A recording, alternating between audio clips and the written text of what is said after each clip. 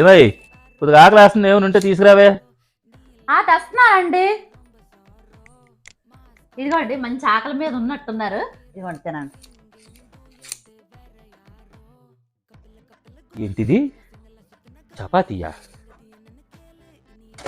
వా, మహావిష్ణువు చేతిలోని సుదర్శన చక్రం వలె ఉన్నదే. ఆహాహాహా. తిందుము. వారి అమ్మో, ఏందిరా ఇది, ఈ అమ్మ జీవితం.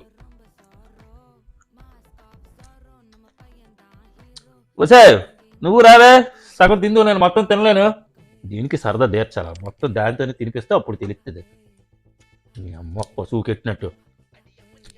ఏంటండి పిలిచారు? దా తిను నువ్వు, నేను ఒక్కనే తిన్నాను. అరే ఏంట్రా ఇది?